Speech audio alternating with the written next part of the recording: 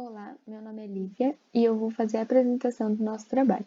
Bom, o nosso tema é a relação do percurso do gás oxigênio e do gás carbônico entre o sistema circulatório e o sistema respiratório. Então, aqui a gente vai ter como introdução as motivações do nosso trabalho, que serão principalmente a representação da vida, já que todo ser vivo, sem exceção, dos menos complexos aos mais complexos, realizam trocas gasosas. Então, é um tema de extrema importância e que, apesar de parecer bem complexo, aqui no nosso trabalho a gente vai trabalhar ele de forma mais simples e que possa ser mais acessível para todo mundo. Portanto, o nosso grafo ele vai representar o fluxo desses gases. Então, o vértice vai ser os membros aonde esses gases chegam e as arestas vão representar o fluxo do gás oxigênio e do gás carbônico. É importante ressaltar que o nosso trabalho tem como destaque o sistema respiratório e circulatório humano. Então, o sistema respiratório, que é formado pelas vias aéreas, que são o nariz, a faringe, a laringe, a traqueia e os brônquios, e os pulmões, e esse tem como principal função obter oxigênio do meio ambiente e liberar o gás carbônico. Já o sistema circulatório é composto pelo coração e pelos vasos sanguíneos, e tem como principal função levar nutrientes e oxigênio para todo o corpo.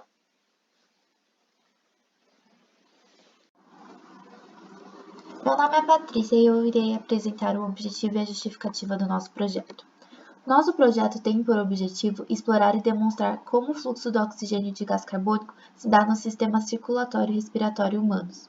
Podemos observar que o transporte desses gases depende diretamente da conexão entre os próprios sistemas, apresentando muitos processos parecidos ou até iguais. Assim, há muito a se explorar sobre essa conexão. Então, no nosso projeto, nós temos dois objetivos específicos, sendo o primeiro proporcionar um esquema visual que facilite a compreensão dessa relação através do gráfico que criamos, e o segundo, que é de apresentar uma análise mais aprofundada sobre essa conexão, através do estudo do gráfico que a representa, assim, apresentando algumas de suas características. Nossa justificativa é que é um tema de extrema relevância, que é muito estudado em diversas fases do aprendizado, por se tratar de sistemas muito importantes e conhecidos. Apesar disso, pouco se trata da relação entre os sistemas respiratório e circulatório, pois ao se falar dos sistemas do corpo, eles são sempre abordados de forma individual, nunca em conjunto falando sobre suas semelhanças e suas conexões, ou até mesmo como uma depende da outra, pois sem o oxigênio provindo do sistema respiratório, não teria como o sistema circulatório transportar pelo corpo. Assim, nossa análise tem uma visão diferenciada que conecta esses sistemas. Então, a análise proposta nesse projeto poderá auxiliar estudantes que estão aprendendo questões básicas de anatomia, tornando essas relações mais simples e intuitivas e didáticas. Dessa forma, espera-se que o grafo possa ser utilizado em salas de aula, como um método visual de explicação que aborda os sistemas em conjunto. Olá, meu nome é Bianca e eu vou explicar um pouquinho mais sobre a parte do desenvolvimento e aplicação de métricas e centralidade do nosso projeto. Então, primeiro de tudo, a gente vai ver o nosso grafo finalizado, como está na figura. É importante ressaltar que as arestas azuis vão representar o gás carbônico que sai de cada vértice e as arestas vermelhas vão representar o gás oxigênio que entra em cada uma delas. E aí, para a parte da análise, a gente utilizou o software GEF, né? Então, primeiro eu vou explicar um pouquinho sobre como é calculado cada parâmetro e depois eu vou mostrar os valores numéricos no final, no próprio GEF mesmo. Então, primeiro a gente fez a matriz de adjacência utilizando a linguagem de programação Python, mais especificamente a biblioteca Panda. E essa matriz ela tem por função explorar as conexões entre os nós, sendo 0 a ausência de uma conexão e 1 a presença de uma conexão. Então, por exemplo, se você for ver entre a cabeça e o coração tem uma conexão, mas entre a cabeça e o nariz não tem uma, por isso aparece 0. Em seguida, a gente vai calcular o grau, que é uma medida de arestas que são incidentes no nó.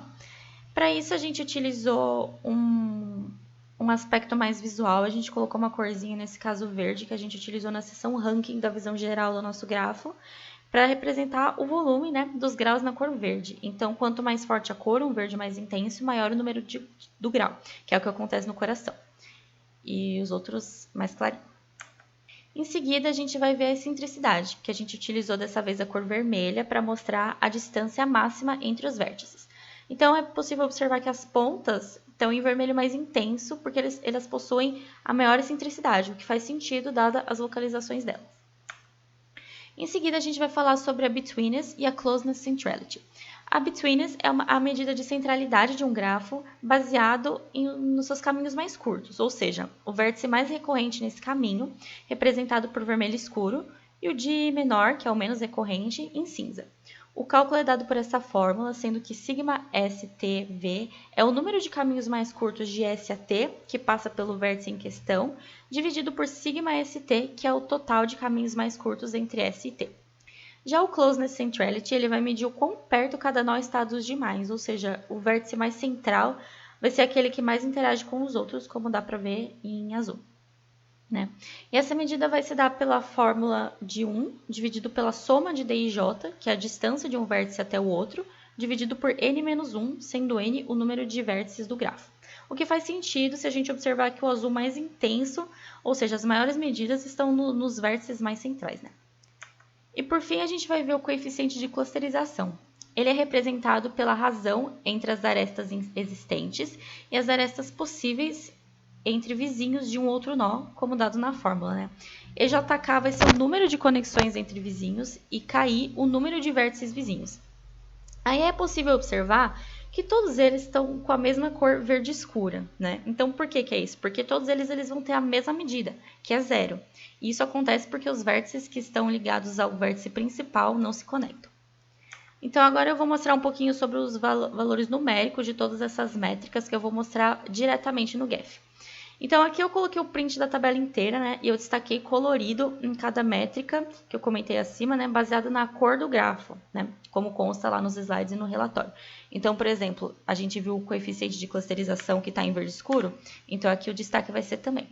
E eu vou mostrar um pouquinho no GEF. Vou abrir aqui. Nós temos a visão geral do nosso grafo aqui. Então, se a gente entrar em laboratório de dados, vai aparecer aqui o coeficiente de clusterização e as medidas, a excentricidade, a Closeness Centrality, a Betweenness Centrality e o grau, que foi as nossas medidas analisadas. Olá, meu nome é Isabela e hoje eu vou fazer análise e discussão de dados do nosso trabalho. Primeiramente, a análise do grau. Tendo em base os dados que obtivemos, o maior grau do grafo é 8 no coração e o menor grau é 2 no cérebro e no tronco. O que o maior grau no coração nos indica? Isso indica a importância central do coração no transporte de gases. Isso é particularmente interessante porque, embora ele seja um órgão do sistema circulatório e não respiratório, ele é o principal agente em levar oxigênio para todo o corpo, o que ressalta a conexão entre esses dois sistemas. E o que o menor grau no tronco e na cabeça nos indica? Indica que esses órgãos superiores e inferiores são dependentes dos principais órgãos do sistema circulatório e respiratório para receber oxigênio e para retirar gás carbônico. Agora falando sobre a Betweenness Centrality. Os maiores valores que obtivemos foram 100, 98 e 88, respectivamente nos pulmões, no coração e na traqueia. Isso indica que esses são os principais órgãos de passagem do oxigênio de uma parte do corpo para a outra. Então, eles são os que são mais frequentemente caminho das arestas. Então, é por lá onde o oxigênio e o gás carbônico também passam mais frequentemente. Análise da excentricidade e da Closeness Centrality. O resultado da excentricidade e da Closeness Centrality se complementam de certa forma, porque quanto menor a excentricidade, menor a distância de um determinado vértice para os demais, quanto maior a Closeness Centrality, mais central esse nó, mais próximo ele está dos demais. Portanto, quando dizemos que os pulmões e a traqueia têm a menor excentricidade e os pulmões, coração e traqueia têm os maiores valores de Closeness Centrality, isso indica que eles são os órgãos que estão melhor conectados entre si e com os demais. eles estão mais próximos dos outros, têm mais caminhos do que os outros, menores caminhos do que os outros. Agora falando sobre o coeficiente de clusterização. No nosso grafo, esse valor foi nulo para todos os vértices, porque, como já foi dito especificamente, os vértices que estão ligados a qualquer vértice específico não se conectam entre si.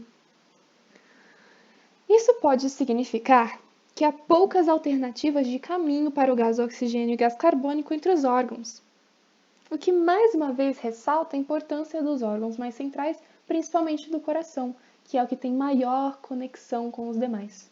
Então acaba caindo sobre o coração a responsabilidade de espalhar o gás carbônico e o oxigênio. Então, por último, recapitulando algumas das conclusões que podemos tirar das análises. Primeiramente, pode-se ressaltar a relação intrínseca entre o sistema circulatório e respiratório, e como as funções de um sistema complementam a do outro, pois mesmo que os órgãos do sistema respiratório sejam os responsáveis por coletar e filtrar o ar do meio externo, são os órgãos do sistema circulatório, em especial o coração, que tem o papel mais central em transportar oxigênio e gás carbônico para o restante do corpo. Então, o papel central do coração e dos pulmões nesse processo fica muito evidente analisando os dados anteriores. Bom, é isso. Muito obrigada.